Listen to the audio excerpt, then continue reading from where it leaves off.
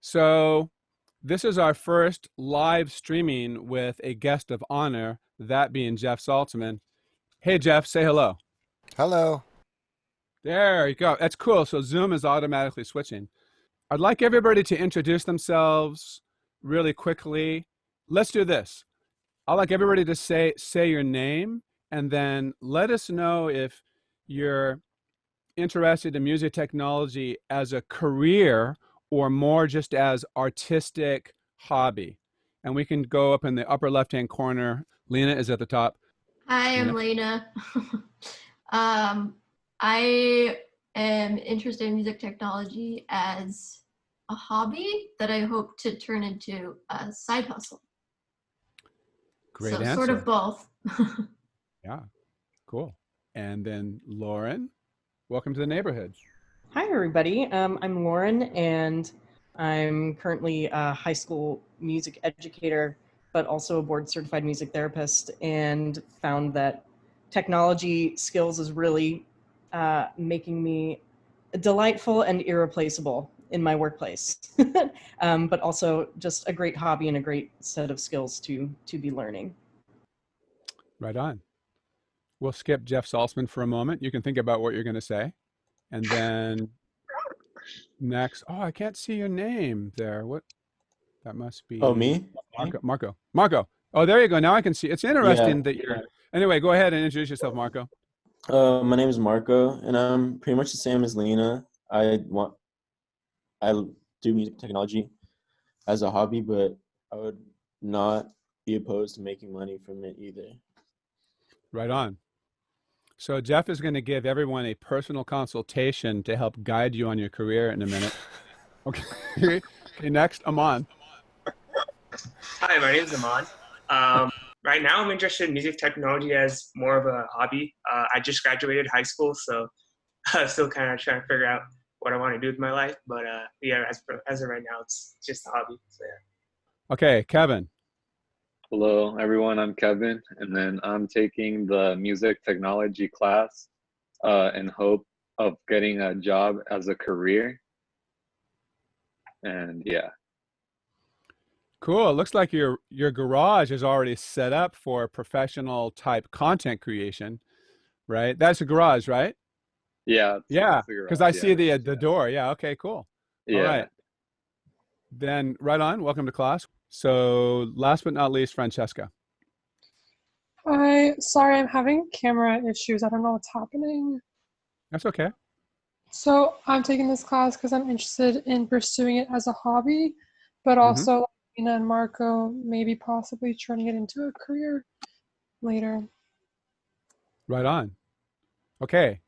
So let me introduce Jeff Saltzman. So Jeff, let's see, I should have written this down, but basically I met Jeff a long time ago back in the 90s because he's best friends with one of my best friends, Ed Goldfarb. And Jeff is an artist. He is a musician. He's a producer. He worked for me for a number of years. He's hands down one of the best engineers that I've ever worked with or that I know about on the face of the planet. And he was really smart. He moved to Portland, Oregon a long time ago. He got out of Silicon Valley. He saw the writing on the wall way before all of us. You know, there's even a website like getoutofthebayarea.com that's really popular right now. Actually, let me go back here. So Jeff, to me, this is really exciting because I'm just getting into the live streaming to support our music tech students. There's so much stuff going on right now. There's so many YouTube videos and webinars and blah, blah, blah. But in this particular case, this is specifically for directly supporting our music tech students. And that's really great. And I've been wanting to bring in a guest. And so this is the very first time we've ever done it. And I can't think of a better, Jeff, try to contain your excitement. You should be all smiling. I want you to kind of jump up and down. So having Jeff Saltzman here is really amazing.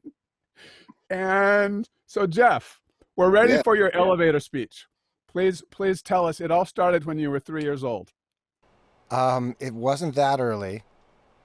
Well, first of all, I just want to apologize to everyone. I just got a puppy yesterday, and he's on the couch behind me. So if I keep glancing behind me, I'm just making sure he's not chewing on the arm of the couch.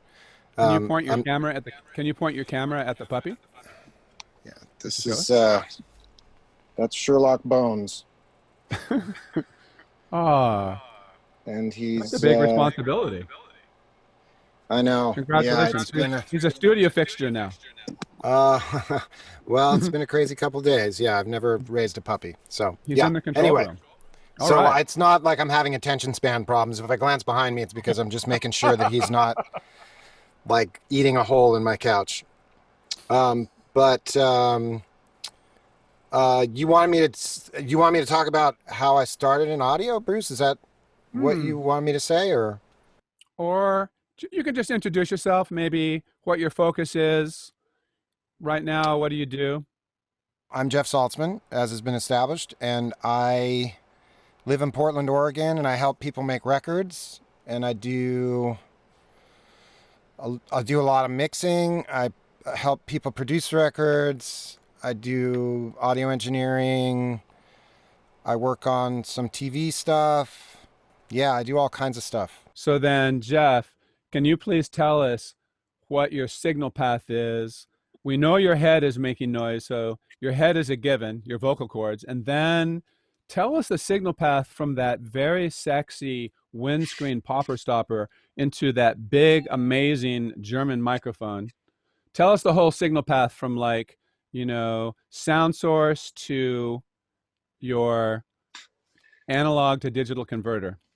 Well, this is a Klause Hine Neumann U87, and it's one of the recent ones. He did it about 3 years ago. So Klause Hine is a German guy that lives here in Oregon. He lives in Corbett, but he's like internationally known, and he takes stock Neumann microphones and kind of changes them into a much more useful tool than they even are stock, because Neumann microphones definitely don't sound bad out of the box, but he like really opens them up. So I had him work on this, and it's going into I have a here, let's show you. I have a 500 series rack, so it's going into this MA5, and then that it's being compressed with this thing, which is kind of like this Fairchild copy thing,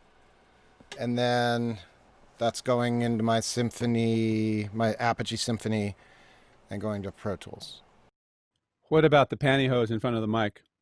Oh, this is a pretty fancy pop filter that this company called Pete's Place Audio sells, and it's really expensive. It's almost embarrassing to say how much this thing is, but it won't pass any air at all. It's kind of amazing.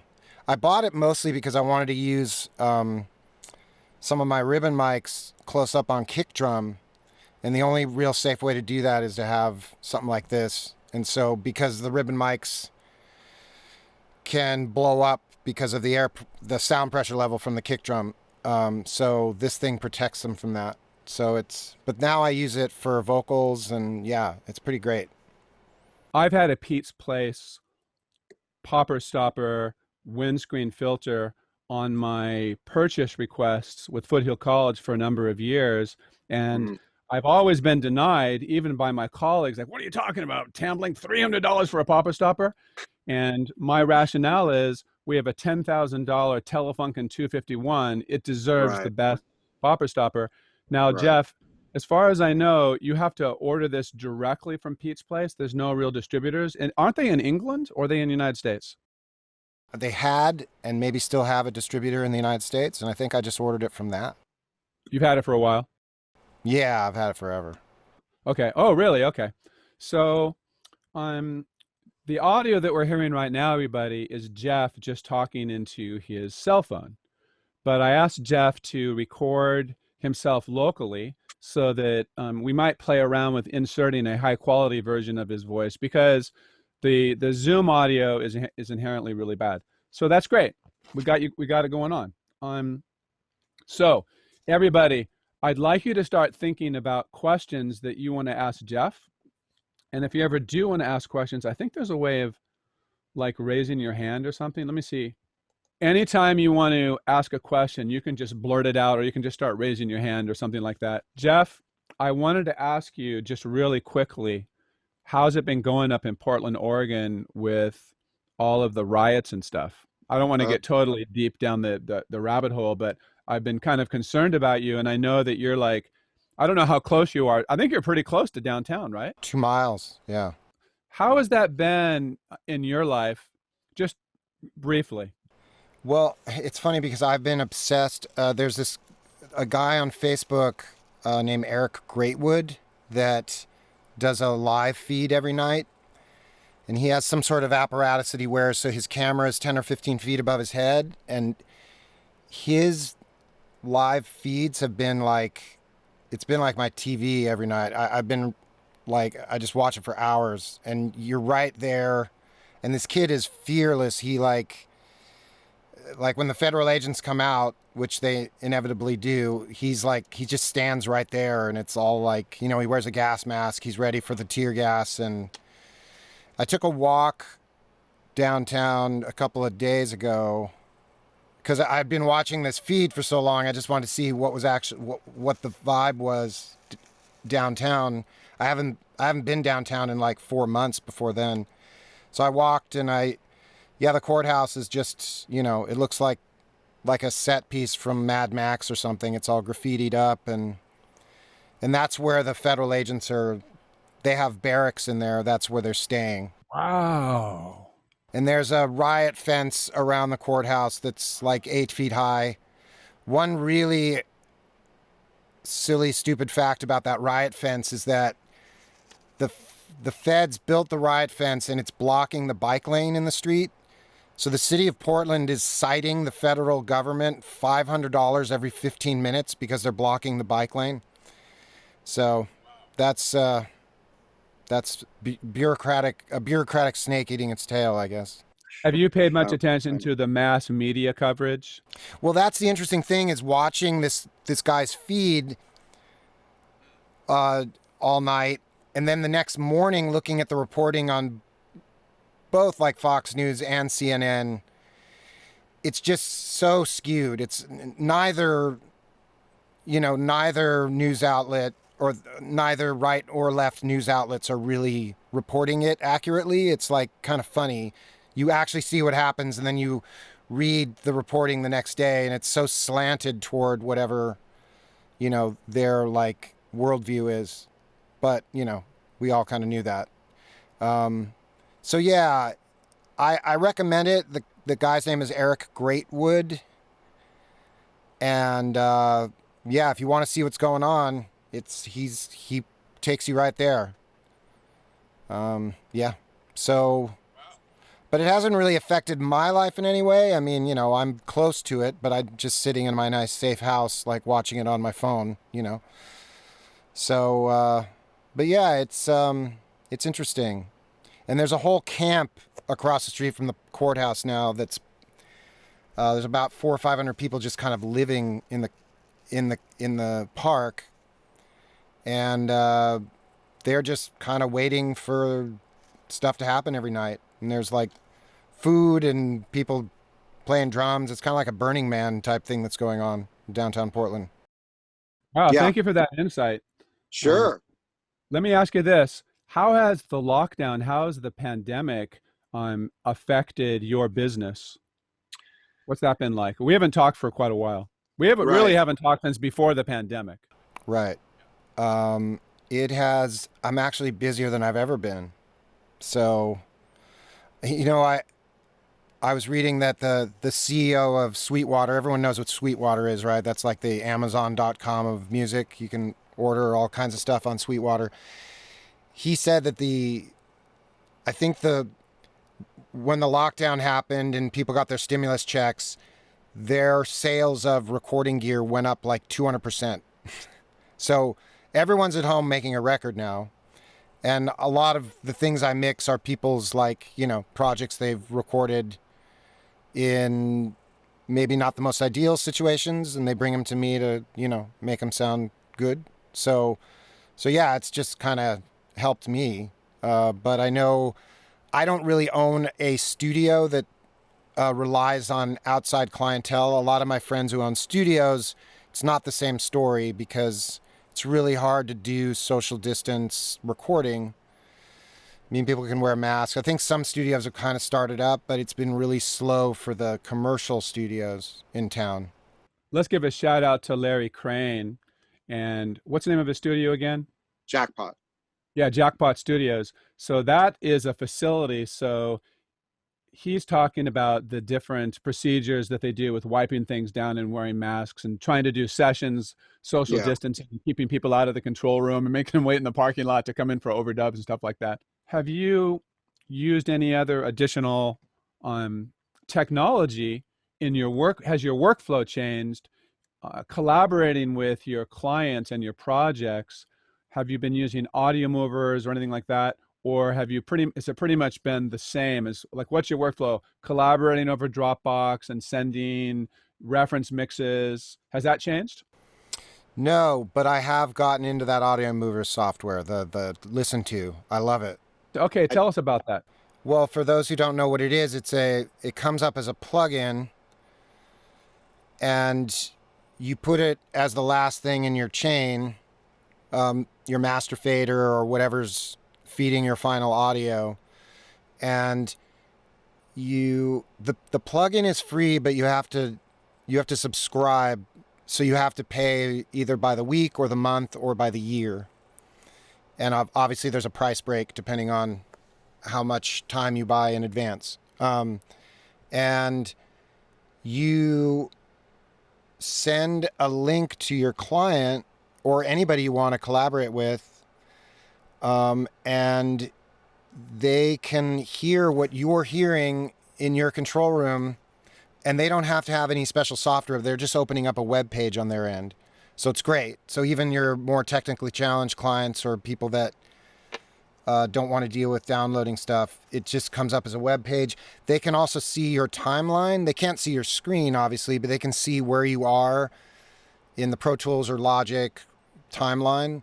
So they can, like, if they want to specifically refer to like a background vocal in a bridge, they can say like the background vocal at 2 minutes, 56 seconds. So that matches up with what you've got. I just mixed an entire record with a producer like that, and it was so much more efficient because I've mixed records with him before, and usually there's a lot of experimentation, so that means there's a lot of iterations of mixes. I'll send out a mix where he has requested I try something. He'll say like, no, that's too much. Then I have to do another mix and send that to him. But this way, I was able to do my initial pass and then just get on the audio movers thing with him. I mean, the only awkward thing about it is you have to also be on the phone, and there's a lot of delay. So you have to kind of learn to mute your phones when you're just listening, and then unmute your phone to react. Because there's it's like a 2 or 3 second delay. It can be really irritating if you just leave it on. But it was so much more efficient. All the mixes maybe only had two revisions. Like, it was always mix 2 because we just worked everything out. We just sat for an hour and a half and just did it all live. And I can solo stuff for him. He's hearing exactly what I'm hearing. I can solo reverb returns. He can comment on that. It's pretty great. It's like having the client in the control room with you, sitting right next to you or behind you listening, and they can hear the changes in real time. By the way, Jeff, one thing that you can do that's kind of common, it's popular, is to run Zoom concurrently with audio movers, and then you can share your screen with Zoom and you can talk over Zoom, and then you can switch back and forth. So you can use them simultaneously, yeah. So that's cool. That's really great. I wasn't anticipating that you'd be using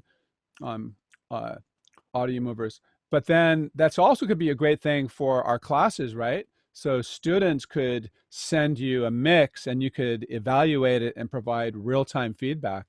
Sure. So that's one of the things I want to like plant a seed and start brainstorming with you and all of our students, like how can we collaborate and bring you in as a music tech mentor to, provide real time. So I'm really excited that you're using audio movers. I guess I'm just kind of curious on a personal level with the lockdown. Have you continued, like, how's how do you do your yoga practice?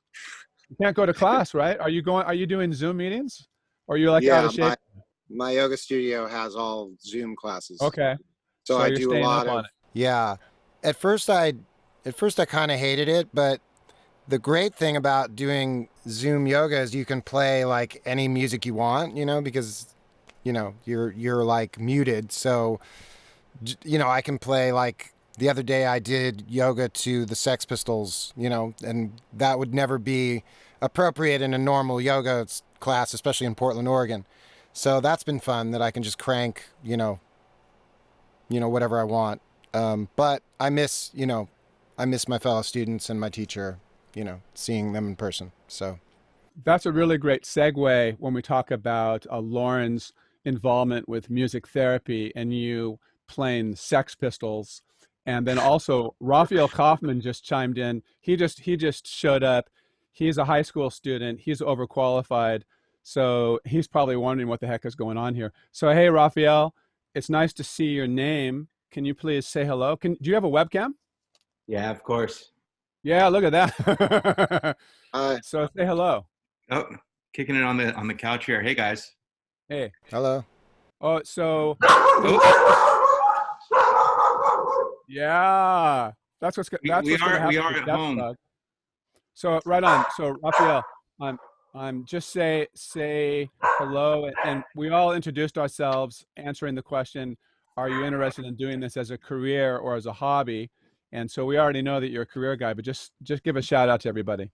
Hey everyone. Yeah, I am Raphael Kaufman, and I actually teach audio production at Woodside High School in the Sequoia Union High School District. Have been aligning and working with Bruce to try and or to dual enroll our classes over at Foothill. I am a long-time lover of music production. I was a player for a long time. So in some ways I'm a hobbyist, but I'm embedded as well. And, you know, at this point in terms of transitioning to teaching is really to try and open up these opportunities for kids to something that brought me so much joy and passion and love, you know, for 30 years now. So thanks for right on. Yeah, cool. Great to see you. So this is our first, we recorded this, and at some point it'll all be posted. And by the way, everybody, all of our Zoom meetings thus far have been recorded and posted such that they're getting better all the time. Getting better all the time. So I have a few questions. I'm going to just rapid fire to Jeff. And if anybody else has any questions, you can jump in and raise your hand or just like blurt it out. So Jeff, I wanted to ask you about your current strategy for mixing it. If you're mixing 100% in the box, or if you're doing a hybrid with hardware, or if for some projects you decide to do 100% in the box with plugins for Total Recall, or if you're always doing hardware. And then maybe kind of connected with that, if you could give a shout out to mission critical plugins that you really love that are part of your workflow, or that maybe you just either standard plugins or things that you recently discovered. So that was a long question. So in the box versus hardware and your favorite plugins. Ready, go. I went back and forth on the in the box versus out of the box thing for a while. I do a hybrid thing. So I'm using my summing box again, but I'm running through also a chain of plugins on my master bus. So it's not like really out of the box. Like, 1 second, Jeff. So I want you to define your summing box, and also your master bus is Pro Tools, right? That's what you're talking about. That's software. Well, actually, yes. I don't want to jump to conclusions. So please just explain basically what is a summing box, and in particular, which one do you have? And I'll put the show notes as links to your hardware.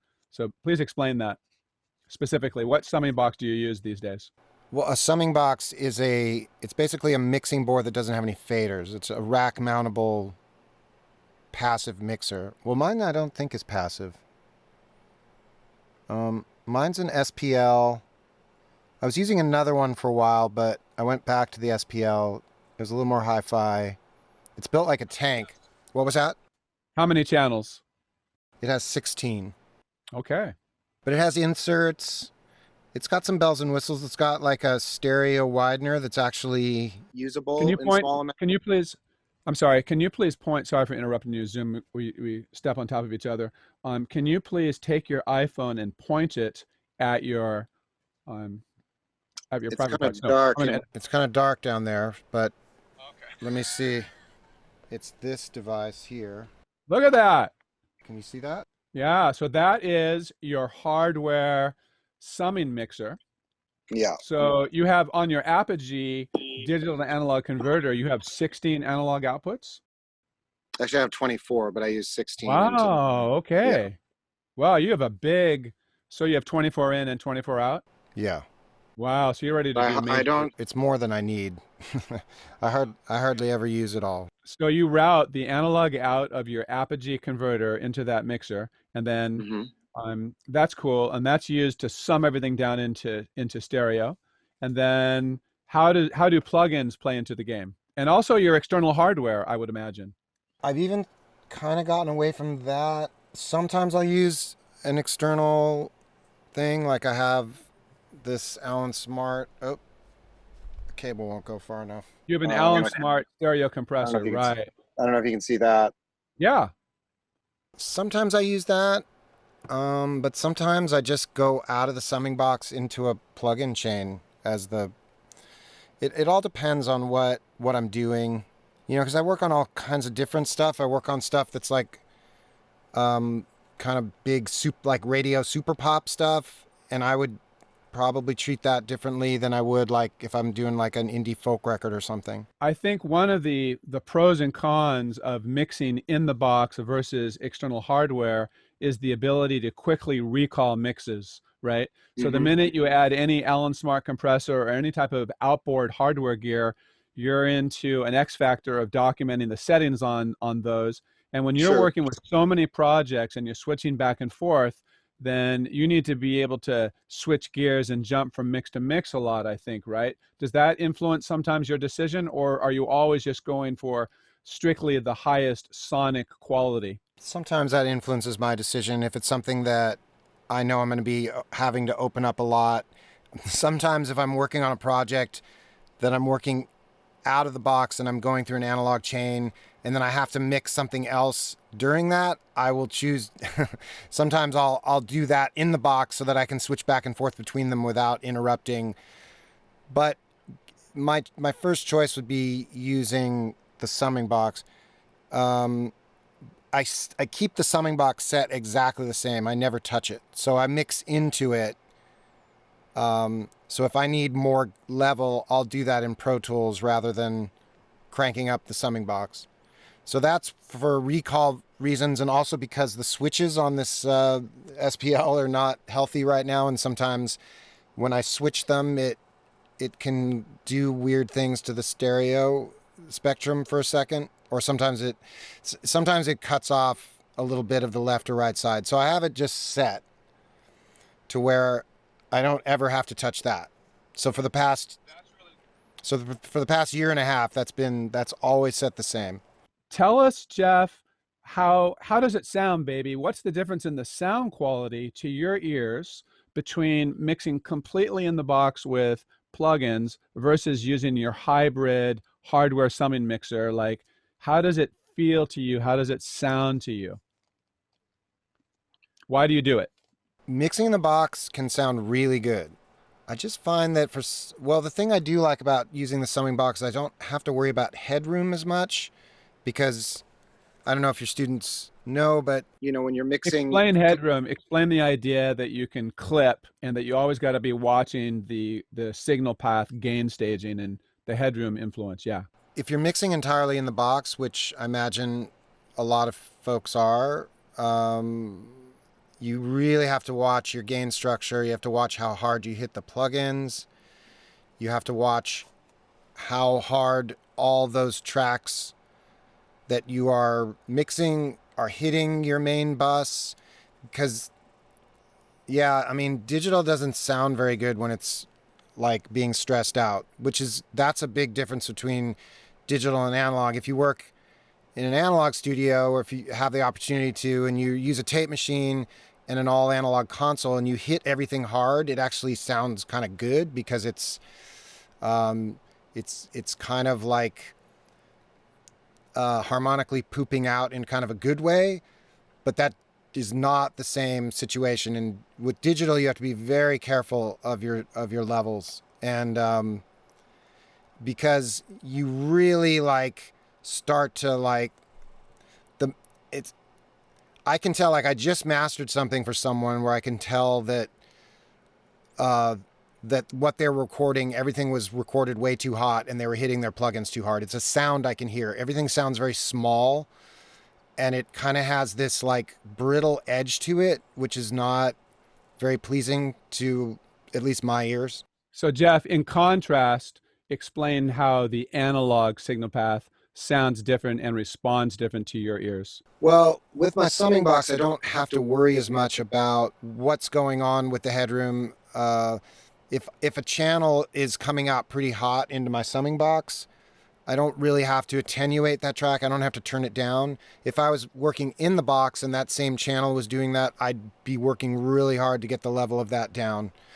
So it's a little faster for me, and also, it just sounds a little tiny bit more real. I can't explain it. I've done a ton of A/B comparisons where I've done a mix in the box, and then I've very quickly broken it out to my summing box.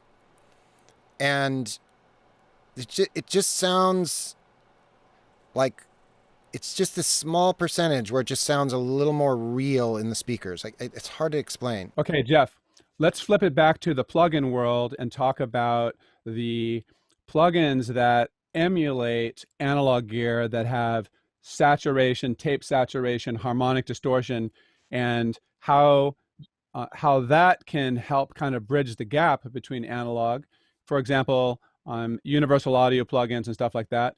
Mm-hmm. And also talk about some of your like mission critical staple plugins that you use for EQ, compression, time-based processors. Like, what kind of plugins do you gravitate towards? What's in your plugin folder? You once commented on my plugin folder that it was ridiculous. I think you told me that it was, I just had the most plugins you'd ever seen an individual have. You asked about plugins that model harmonic distortion? Plugins that actually are designed to sound like analog processors that you can actually push, and they do kind of have the headroom. They have the kind of ballistics that you would expect when you push into a real analog piece of hardware. So anyway, that's a way to kind of bridge the gap into the plugin world. So anything you want to say about plugins that you can share with the kids? I will say that one thing I've learned about, especially the tape emulation plugins, is you got to be careful with them because stuff doesn't always sound better. Like, I wouldn't just throw it on there because you think like, oh, this analog tape emulator is going to make my track sound better.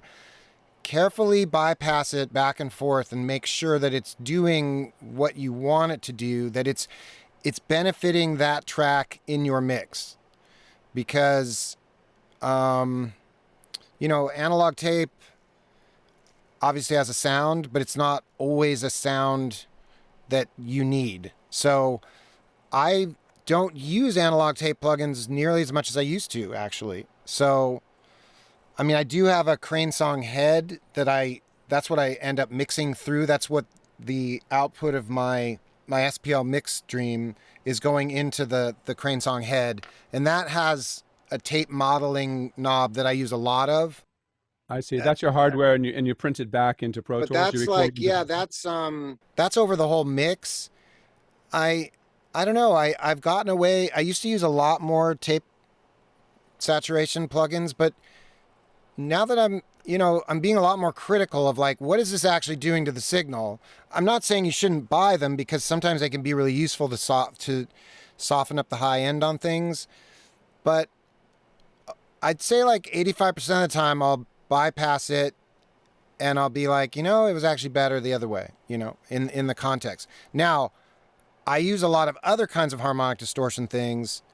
I'm totally in love with this thing that this company Kazrog makes called True Iron. Do you know that plugin, Bruce? Yes, I've seen it. Yeah. That is probably, it might confuse newer users because it doesn't seem to do anything because it's just modeling transformer saturation. But that thing I use a lot. And that seems to, so I guess with digital, because it's so clean, you're getting a lot of extra peaks in there. Analog, in the days of analog tape machines and analog consoles that were hit really hard would kind of increase the average level of a signal, because they'd kind of like push down the spiky treetops, of the waveform. And that true iron does that in a way that's very pleasing. And I always think it sounds better. So that's become like a go-to for me. And I think it's pretty cheap. It's like $39, but you might buy it and say like, I have no idea what Jeff Saltzman's talking about. This thing is not doing anything, because it's very subtle. But if you kind of want to like heat something up, get it more up into the speakers, it's pretty great. I use it on a lot of stuff. Sometimes the master bus. I definitely use it on drums. Definitely use it on electric guitars and acoustic guitars, vocals. Yeah, kind of all of it. That's kind of a deep dive into higher level technical mix stuff. Yeah. I want to, I'm reminding myself that we have a lot of entry level students here. So I want to ask students, like, and I'm just looking at the time right now too. So does anybody have any questions? Anything you want to ask Jeff about anything? About his dog? Yeah, if you want to ask about, my dog's name is Sherlock Bones. Just for practice, just can somebody please ask a question? If someone doesn't ask a question, I'm going to be really hurt. So, and you don't want to see me cry. Okay, go ahead. How about now? Is that working? There we go. Gotcha. Cool. Hey, first of all, this is the first time I've seen you in a couple of weeks, so I think I missed the links the last few times. And when I just pushed it, this was already in process. So I'm sorry if I missed any introductory information. It's okay. I'm guessing, Jeff, you're in the industry, well established. As I'm just now perusing through LinkedIn and trying to establish myself, someone like me reaching out to an authority in the industry, how does one not seem desperate? Kale is asking about how to reach out and network with people in the industry to expand your contacts and to get work and develop relationships. Is that right? That's correct. Thank you. Yeah. It depends on, I guess, where you want to end up. It's tough because, I mean, a record label isn't really going to hire you just kind of off the street, because usually record labels have kind of a pool of people that they are familiar with that have made records for them. Or the artist. Jeff, can I jump in for 1 second? I want to lead the witness for a minute. Okay. Can you hear me? Yeah. Okay. Ready? So I think it's critical to have a body of work, to have a portfolio, to actually have some content that you have created, because there's no sense to go out to LinkedIn and start pounding the pavement if you don't have any portfolio of work. And I just wanted to illustrate this with Jeff Saltzman, because Jeff started as an artist, started as a musician, and you just started creating. And that is one of the things that led to your career by actually, you were an artist, you released records, and you're always playing and stuff like that. So I think that's one of the ingredients, right? So yeah, you need to create some content. I mean, the bottom line, if you're doing audio for people, especially if you want to work on people's music, your calling card is always just going to be your skill. Like, if you mix a record for people and other people hear it and say like, oh my God, this sounds amazing, who did this? And people will do that because, they want their record to sound good too. That is going to be really your portfolio, is just like, because most of my work is from like 95% of it is just word of mouth. Either my clients recommending me to other people or people hearing a record that I did that they liked. And that's like 95% of it. I mean, I think if you go more into corporate stuff and like sound for film and stuff, that might be a little more networky. But in general, with like music and making records, it's all about like, oh, you mix that? Oh my God, can you mix our record? It's kind of like, that's just, they don't care. And when they approach you like that, they don't care what kind of gear you have. They don't care if you're like out in a garden shed that you bought at Home Depot on your lawn. They don't care about anything. So they just want you for your ears, and they want you to make their record sound awesome also. So that's like, I know that isn't like a real clear path, but I guess, so I would say do as good a work as you can and just always make stuff sound amazing. And if you're not doing work, if you're not doing quote unquote work, paid work, then create. Like Jeff did in his formative years. You were just writing music and recording songs, and you were doing it for the love of it, and it led to that. Kale, was that helpful to you? Yes, it was. Thank you very much for that answer, and I appreciate that. Do you have a portfolio, a body of work at this time? I'm currently working on it. I have a YouTube page with like 30 plus songs. I've got like 10,000 subscribers, but I feel like in this industry, it does seem to be more of a drop in the bucket compared to the wide variety of work that most people submit. But I'm onto what you're saying. That does make sense. Okay. Cool. Okay. Any other questions? Dig deep. Come on, Raphael. This is your opportunity to ask Jeff Saltzman the secrets of the universe. Even hygiene tips. I'll answer if you want to know a good like moisturizer. I can give you some tips on that. Whatever you need. Deep in need on that actually, but I don't know if I missed this one, and it's one of my favorites. If only to throw a wrench in a bit of a conversation, and it comes up a lot in my teaching, and that's kind of the battle of the DAWs.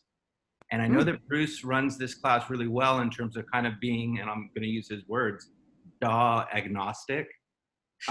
But professionally speaking, I've always kind of taken the approach like, hey, whatever it takes to make your music, that is primary and paramount for the musician.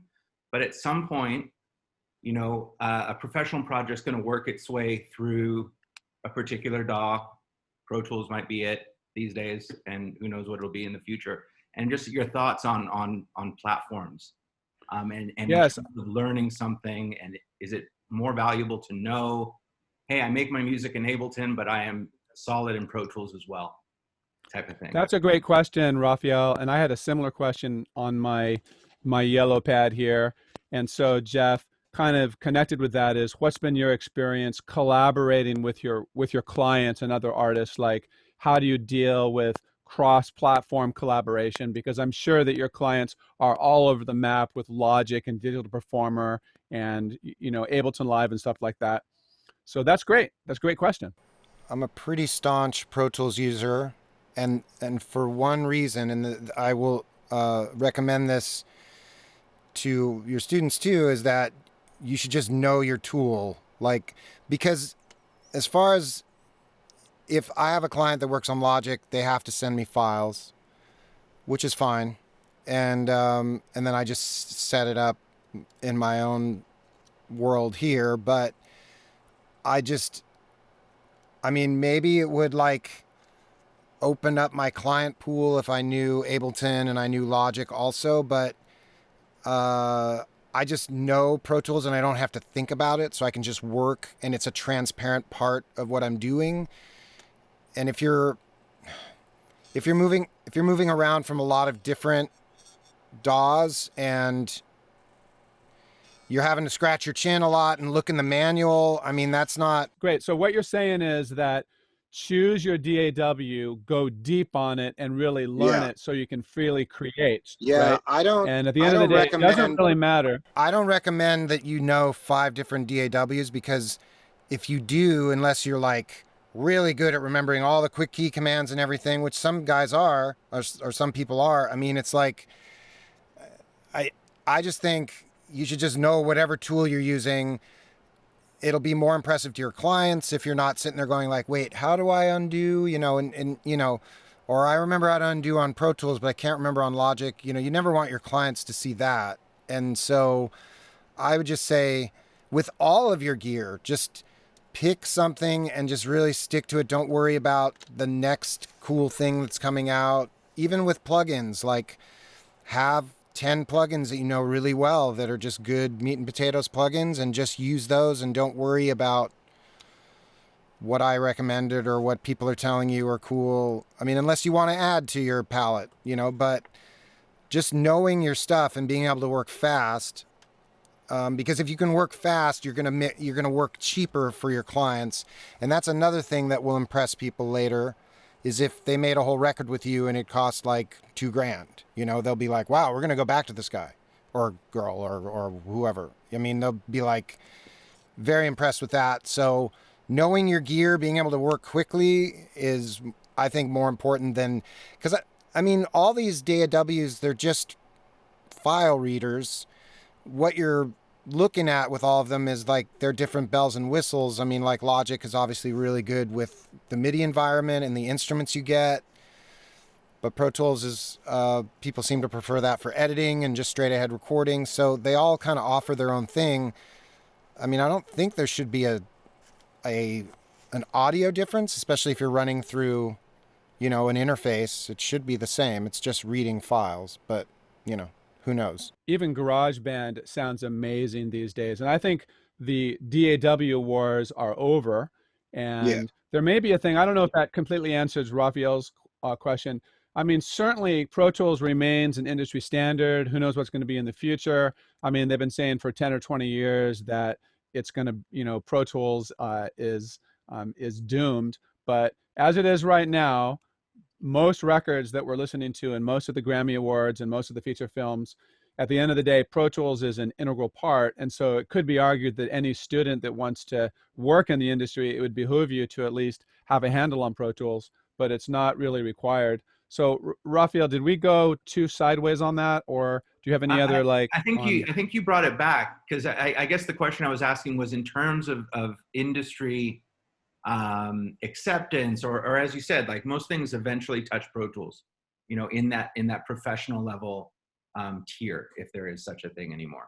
And that was really the question. In mixing, probably in mixing and recording, and I think a lot of it has to do with if you're going to collaborate with a team of audio professionals in the workspace at recording studios and television, you know, companies and stuff like that, film, then Pro Tools is the universal solvent right now. If you're working by yourself, like with Jeff, his clients, they don't care if he's on Cubase, you know, because they're going to him for what he does. So I think it depends upon where you're actually going to be working too, right? You know, the way my philosophy here is that for any student who is taking classes, you can get Pro Tools at Foothill College for $8.25 a month. And we have Pro Tools certification classes for $31 a unit instead of like literally $15,000 at private schools. So it's kind of a no-brainer to get your Pro Tools chops going on. Anyway, okay. So I want to throw it back out. Any other questions, or do you have any questions? My question is, are there like specific projects that you'll take that are like within certain genres of music or anything like that, or are you kind of open to everything? I love all different kinds of music, so I'll work on anything. And I think that at this point, I have a pretty good understanding of most established genres, you know? And if I don't, if I'm a little worried about it, I usually have the client like maybe give me like 5 or 10 songs that they like the sound of, you know? And it doesn't mean that that's what they want to sound like exactly, but there's something about the vibe of those recordings that they like. And then that gives me a little more insight into what's going on for them inside their head. Most of what I work on is like, I guess, considered like indie rock, you know? So I do a lot of that stuff. So, but yeah, I mean, I work on jazz stuff. I work on dance pop, you know, folk stuff. You know, Jeff is like a gourmet chef. You bring him into a 5-star restaurant and bring him like 10 or 20 dishes, and he can taste it, and then he can dissect it in a similar fashion. If you give Jeff an example of music, he can break it down to the components and he could replicate it. Yeah, I mean, can you do a mix for us right now? Hip hop. I mean, because even though there's so many different genres of music, there's still kind of an understood way that frequencies sit in the speakers that are pretty much common to all kinds of music. I mean, obviously dance music has a lot more bass than like opera, but in general though, once you get to know about like how everything sits in speakers, especially your speakers, that's a very important part of mixing, is knowing your own speakers. But once you get to know that, you just kind of like, you can work on anything and plug the knowledge of how music sits in your speakers and apply that template to whatever genre you need to. So, I mean, obviously some stuff is more aggressive than others. Some stuff is, you know, very hyped in the high end and has a lot of sub bass. Some stuff is like very natural sounding and like very soft and warm sounding, but you're still trying to just get an emotional response from your speakers. So for me, it's pretty easy to switch from genre to genre because with what my clients have sent me, I know how to get it to a point of where it's going to make my clients excited and hopefully their fans too, you know, just from like filling up the speakers in a certain way, you know? So I don't know if that answers the question. This stuff's really hard to talk about. We have time for a few more questions. I want to ask a quick question, Jeff, and it has to do with talking about studying and mastering your equipment on a technical level, like your microphones and your speakers and all of the plugins and all of the compressors and EQ, and really understanding the technical aspects of audio engineering, which you have studied, you have practiced. I want to just ask you about the importance of music and learning to play a musical instrument. And like, for example, you play guitar, you can play some keyboards, you could probably sit down at a drum set. Where would you be if you did not have any musical training, and how might you kind of recommend that students have an understanding of playing music and music in general? I mean, I hope I'm not discouraging anybody, but yeah, if I wasn't a musician, I mean, I'm not like much of a musician, but I understand music, which helps me to understand musicians, helps me to understand all aspects of working with musicians, especially when tracking a musician, understanding that musicians are under a lot of pressure. They have a microphone in front of them, they have headphones on, they have to do this perfect take if they're playing an acoustic guitar. And because I've been in that hot seat myself, I understand what they're going through and how to help them through that, you know, and try to like get the best out of them without them, you know, like without losing them, you know, and also just being able to talk to musicians, knowing the downbeat and knowing, you know, it's funny because I've learned a lot working with great musicians such as our mutual friend, Ed Goldfarb.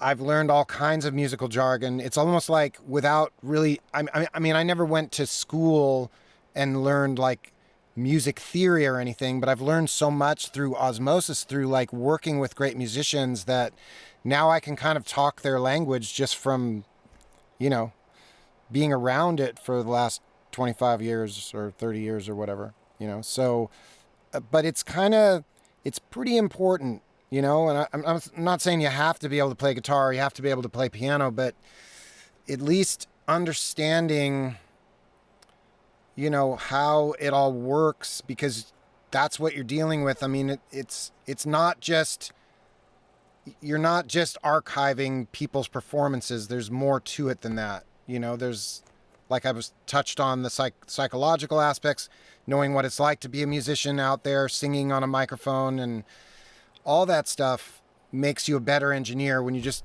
can speak musicians' language and know what they're going through, know what it's like to spend $3,000 making a record in a studio. That's stressful, you know, and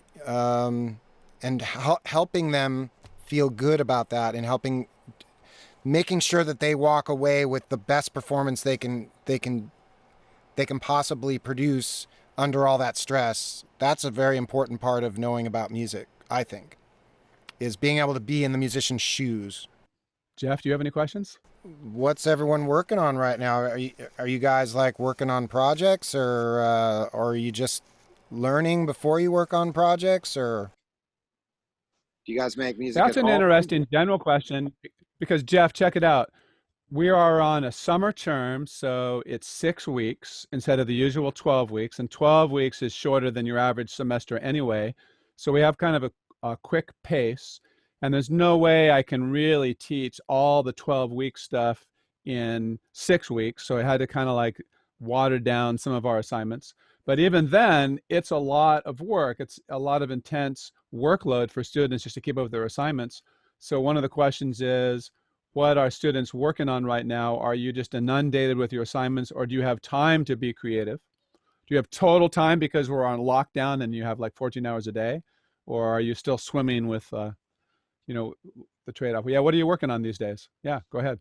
Hey, I've got a few projects I'm working on. Mainly, I'm trying to decode what goes into a typical trap beat. It's much more complex than I thought. My background is that I've been taking half-completed musical compositions to a professional engineer and then going from there. And so now I'm trying to complete the cycle by just doing it all myself. And so while I've been taking this course, I've been just pushing as far as I can on my own projects with hopes of either, you know, going the musical route or going with sound design, maybe immersive storytelling, podcast, snap judgment, gimlet media type approach as well. Yeah, that sounds awesome. You know something? It would also be cool, Kale, to explore on a future time, sharing some of your work with Jeff, and you can get some feedback on it. Maybe we could do like an audio movers thing or something like that. That'd be awesome. So thanks for sharing on that. You're deep into it. And it's also kind of reminds me that the students that we have in these classes are so valuable. I gave you guys some plugin recommendations. Have any of you guys discovered any cool plugins or pieces of gear that you are like have changed your life and you're just like, oh my God, how did I live without this till now, you know? Because I love hearing if anybody has like secret plugin that they know about, or a secret soft synth or a hardware synth or guitar or whatever. Does anybody have anything cool right now that they're like freaking out on? What I was saying is one of my favorite plugins is the multi-band compressor from Adobe Audition. And what's crazy, it's included. It's not even an advanced, you know, or purchase plugin. It's free. How do you use that? Do you use that like over the whole mix? Do you like? Not usually. It's more so for like I use it for vocals. Not everyone instruments, but just vocals. But sometimes I have played with it on a final mix, and I really like it for what it is. I'm not saying it's the best plugin by any means, but it's pretty damn good for a free plugin. You put it on stuff and it sounds better. Yeah, it sounds really good. Like, and it has and it has like maybe 10 profiles. So like it'll have like a pop, master, classic. It's got a few different settings, but I really like it. I was going to ask Gavin if he's ever gone through the presets and ended up using, you know, like the classical preset on a hip hop song or anything like that. I always think it's funny when those presets work, but the genres are wrong. Not really. I usually only play around with hip hop tracks as it is. So like, because my brother used to record music and I would help him. Right. But I've never tried it on like say a pop song, you know, a rock song, or really any other genre. There's a plugin called Soothe that this German company makes that is like a multi-band compressor like that I can't live without. I use that all the time. It's kind of expensive, but it's and they just came out with a second version of it that's even better. And it is just, yeah, I can't really explain what that thing does and how much it helps me in my work. Yeah, multi-band compressors, as long as they're, as long as the user interface is like not confusing, they can be really, really, really useful to just push down something that's kind of bothering you in a sound, but you don't want to touch anything else. It's just really great for that. I'll tell you another great set of plugins is the ones by Isotope. You know, they have the mastering and editing programs. What's really cool about them is they'll give you a really good starting point with their automated presets. So, you know, like how it'll analyze your song and then it'll adjust, you know, the parameters. And of course, you know, you go from there and make even more adjustments. It's pretty damn good. Yeah, I have the Isotope RX, which is kind of their like first aid kit for audio, and I use that. They have some denoising, and they have a plugin that removes like lip licks, like little mouth pops, and it works so beautifully. It's almost like frightening how well it works. Even in its like in the default setting, it's just like so great. Yeah, those are, yeah. You know, there are versions of, there are software plugins that there is no analog equivalent to that I could never live without. Even if everyone like suddenly went back to analog and said like all plugins are bad, I would still have to drag out some of these plugins I use because there's just nothing there's no physical version of some of these plugins that do that. There's nothing like Soothe in the hardware world. It wouldn't be able to be implemented. So also, I was just saying it's incredible how far they came with the plugins, you know, and what they've been able to achieve. And it's all technology. It's crazy. No hardware.